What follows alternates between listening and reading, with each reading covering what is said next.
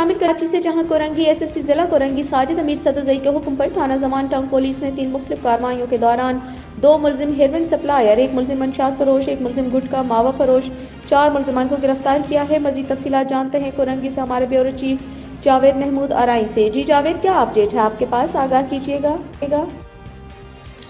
جی بالکل، تھانہ Zaman town police نے 3 مختلف کارروائیوں کے دوران 4 ملزمان کو گرفتار کیا ہے۔ تفصیلات کے مطابق تھانہ Zaman town SHO sub inspector Iftikhar Ahmed Arai کا کہنا ہے کہ پہلی کارروائی کے دوران 100 کوارٹر سے 2 ہیروئن سپلائر ملزمان کو گرفتار کیا ہے۔ ہیروئن فروش ملزم محمد شفیق ولد محمد رفیق کے قبضے سے 145 گرام ہیروئن برآمد کی ہے اور ہیروئن فروش ملزم فاروق ولد شریف کے قبضے سے 175 گرام ہیروئن پاؤڈر برآمد کیا ہے۔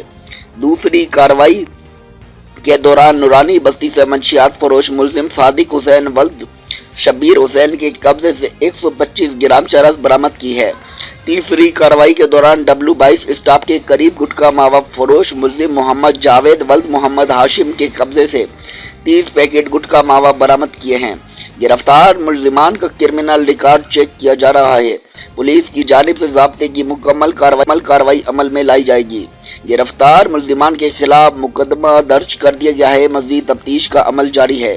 رپورٹ جاوید محمود آرائی، کورنگی بیورو چیف، انمول نیوز HD، کراچی۔